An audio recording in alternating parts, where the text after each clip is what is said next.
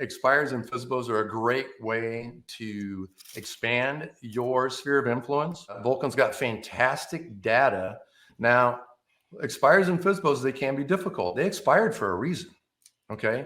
And for sale by owners are generally really smart people. They don't take this job on because they're afraid that they can't handle the job. Right. So you really need to show your value to both of these groups, expired and FSBOs. You need to know your value. You need to show it to them, and you need to be enthusiastic about it.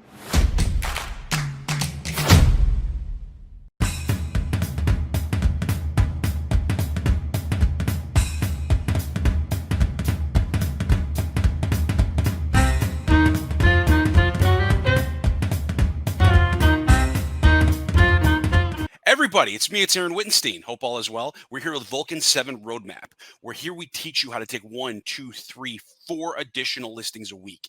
And we actually, I'm kind of happy when I saw this name come across my desk. It's an old friend, all right, that used to be on the pregame show all the time with me.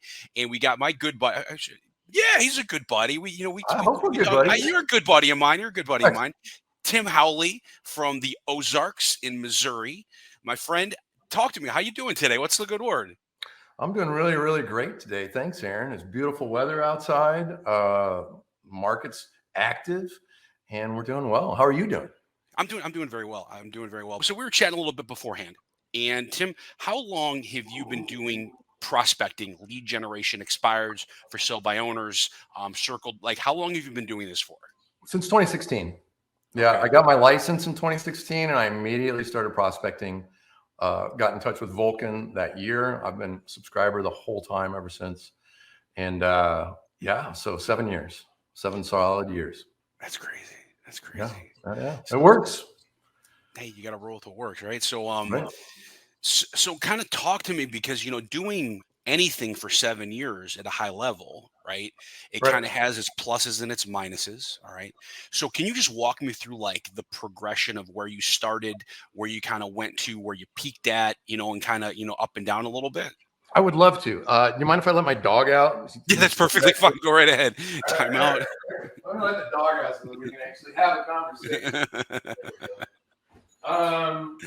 So when I actually went to real estate school, somebody mentioned expireds in real estate school. And I hadn't thought of that concept at all. And I was like, wait a minute. So there's houses that don't sell. And this was in 2016. So it was before the huge market rush. And my teacher said, yeah, actually, there's a very high percentage of houses that don't sell. And, if you've got the time to go contact those people, it's a fantastic lead source. And when I started real estate, I was switching out of a completely different career, working in advertising. Didn't know really much about salesmanship or real estate. And the real reason I wanted to get in was for my own personal benefit, to invest in real estate. So I wanted to get educated on it. And my biggest worry was I had moved to a city where I didn't know anybody, and how would I get clients? And so when I found out about expireds, I was like, so these are people who want to sell their houses. They want to hire a real estate agent. And for some reason, the house didn't sell. I'm from advertising. I can sell a house, I just need to get in a conversation with them. And so then the next question is, well, how do you find their names and phone numbers? Right. So Aaron, what's the best system out there for names and phone numbers for expireds? I'm going to roll with Vulcan7 on that one. I'm going to roll with Vulcan7 on that one after, being with them for so many years. I tried the others, because I really do believe in getting 3 bids for a job. So I tried 2 other lead sources, and Vulcan was definitely better as far as getting me connected to them, getting me the information I needed to be able to talk to them. After that, it's really working on scripting. What's your message? What are you trying to do for them? What are you trying to do for yourself? And particularly with FSBOs, how do you continue the conversation for a while? Because you need to build that relationship, I think, more with FSBOs than expireds before you get hired. But yeah, and so I also immediately recognized listings being a great way to generate buyer leads. So focused in with Vulcan and started making phone calls. So, all right. So you started 7 years ago, 2016. All right. How long did it take until you actually saw like tangible results? So 16 was almost a non-year for me as far as making money went. I think tangible results kind of means a closing with money in it. So let's go with that. 2017, I closed 36 sides with about 20 of those being listings and probably 7 of those being, well, not probably, I know my numbers. So 7 of those being expireds and FSBOs. S- So s- go Sorry. ahead. No, what I was going to say. So you went from 0 to 36 transactions within a span of roughly a year. Did I catch that correct? Yeah, I went from 0 to 0 in 9 months. Okay. And then I went from 0 to 36 in 12 months. I did 36 that next 12 months. Yeah. So let me just get this straight because I want everybody to hear what we're saying right now. You put in the work, it takes time. It's that Yeah. simple. It takes 9 to 12 months to get yourself rocking and rolling anywhere. Took But me. It well, doesn't take everybody, it can though. but it did take me 9 months to get educated, get comfortable, get connected, learn my scripts, know my market. And again, remember, I'm in a different market and a different career. So, I think that if you've got, I've seen, family members take off in 90 days. I think if you're connected into it and you understand real estate, you can go a lot faster than I did. I've also seen people, at 9 months, say, forget this. I need a paycheck. I'm out. So, yeah, it takes some time to shift gears and to build a business. How did you get through those 9 months? Well, I had been successful in my previous career. I am a risk taker. So it's not like I was like, oh my gosh, I've got to keep a job before I have another job. So how I got through those 9 months was just being really focused on what I wanted to do and what my goal was. I figured I could take 2 years off if I had to. Of course, that would crush me. It would crush my finances to do that. But we lived on the thin. I got 3 kids, right? Yeah. So explain to the kids, sat the kids down with my wife and explain to them the difference between want and need. And my kids still talk about that conversation. Hey, it was a difficult conversation, In 16, so 7 years ago, my kids were 12, 9, and 6. So sat my little kids down and explained to them that things were going to be different for the next year, maybe 2. Christmases would be different, stuff like that. And I just threw myself 110% at it, Aaron. I said, I didn't try to hang on to my old career. I didn't try to get a part-time job. I knew that I would be successful at what I focused myself on. And I just got super, super focused, took every class that I could, interviewed other agents. I did all the right things. If somebody gave me an idea and it sounded right, I went and did it. I door knocked. I did 50 open houses. Made a lot of phone calls, read a lot of books, and eventually got confident enough, made enough sense, knew what I was doing, and was able to help some people and get hired. See, it's interesting, especially, when you see new agents getting in the market, when you see stuff like that, it's nice. And I know that a lot of people struggle in the beginning. And they struggle in the middle, they struggle at the end. It's just a little more struggle at the beginning is the best way to put it. And so based on where you were and where you are now, okay, what part of your production are you most proud of? Part of my production I'm most proud of. I'm very proud of the fact that I made it as an independent agent. I'm very proud of the fact that I know myself well enough to know that that's my lane. I did start a team, worked with 4 buyers agents, and through my brokerage encourages team building. And I found that I could make as much money as a single agent as I could with 4 buyers agents. And I enjoyed the work more doing it myself rather than building other agents' careers. So, what am I most proud of? I'm most proud of going through the path and having a career, that I enjoy. And that, if this is my time to brag, I'm one of the top agents in my city, So, and every now and then I'll have a month where I am the top agent. And just like with your first side that you close, now you know you can do it, right? And your second side you close, now you know you can do it for a career. Well, I've been top agents a couple times, so heck, who knows? Maybe I'll be top agent of the year one of these times instead of just a month. We'll see. No, I mean, it's just nice to see that, you know what I mean? And it's, like I said, knowing you, it can't happen to a better person, you know, Thank which is, you know, you're very, and I don't say that lightly, you know, you're a good human being is the best way to Thank put you. it. And you're welcome, my friend. And you mentioned to me that you were doing, I mean, you prospect for 7 years. You're Yeah. going to feel a little bit of the, you know, the burnout, right? Like it happens. When did that? Because I mean, it happens to all of us. You know, it's just it's a question how long it lasts for. When would you say the burnout started? When did it start happening? I think I struggled consistently from start and through it. Although there are plateaus, you Yeah. know what I mean? There are peaks or valleys and there are plateaus. Um, I mean, the beginning is really a struggle. It's so fearful of, am I going to be able to make any money at this? Am I wasting my time? This is in prospecting. This is an activity where you will have 100 conversations and end up with bupkis. Or you might have 100 conversations and end up with 20 clients. But you've got to go through the time to realize that you're going to have those peaks and valleys.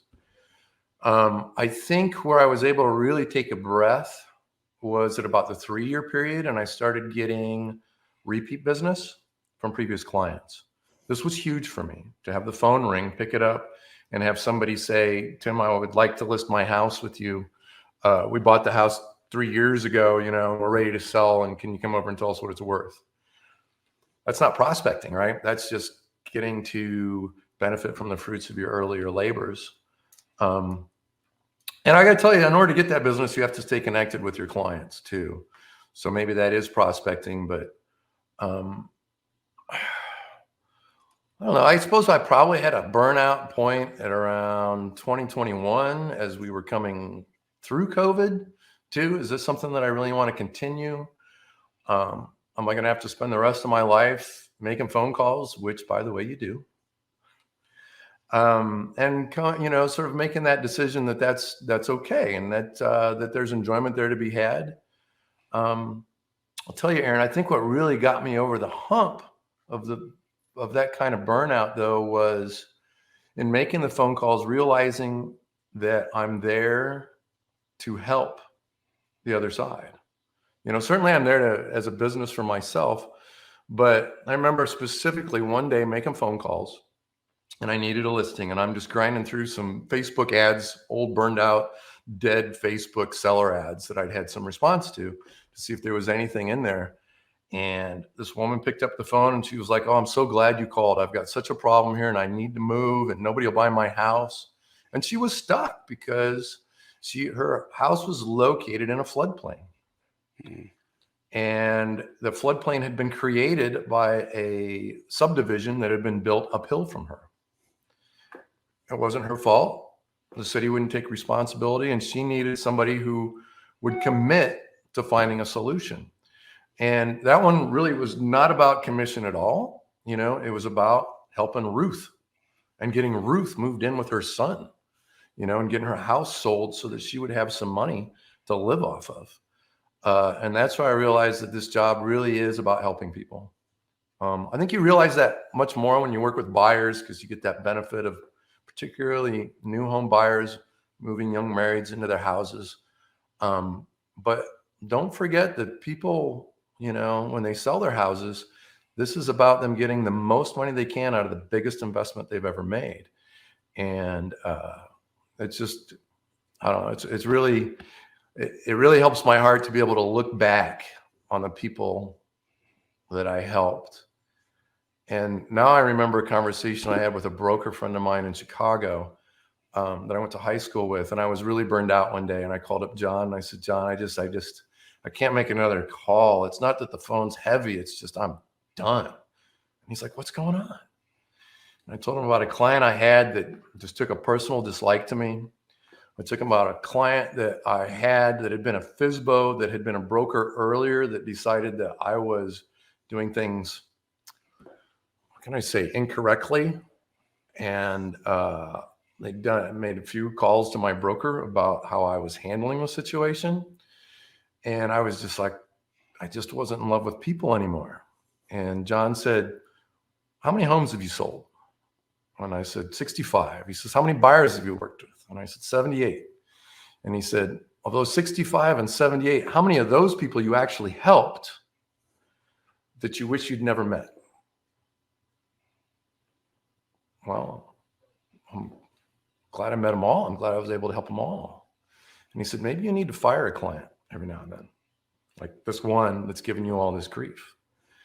And that was really good advice. And it really brought me back to think about the people that I had helped, rather than the people who were causing me grief and pain.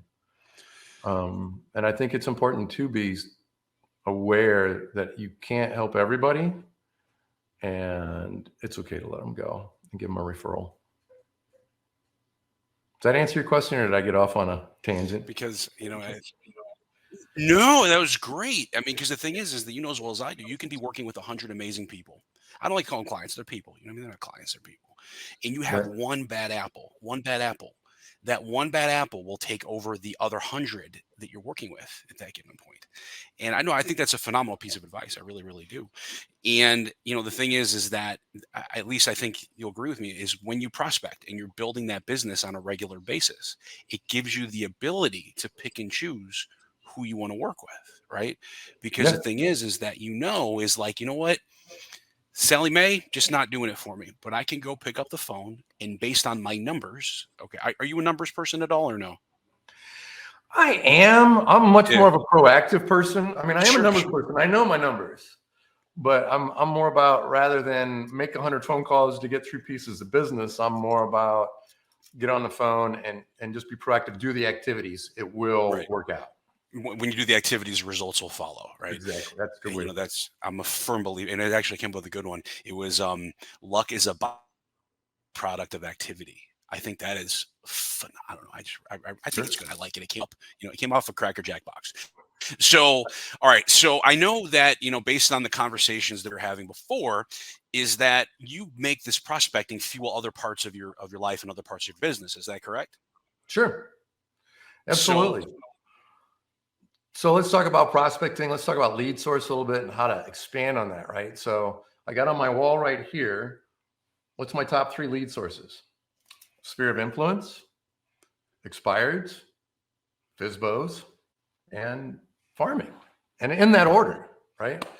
So one of the things on prospecting then is, if your top thing is sphere of influence, how do you expand your sphere of influence?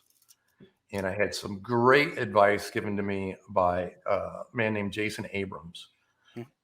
And Jason came to speak, and I got to talk to him individually. And I was like, Jason, I'm just worn out, doing all these phone calls and stuff like that. I just want to go out and play golf, have fun, raise my kids.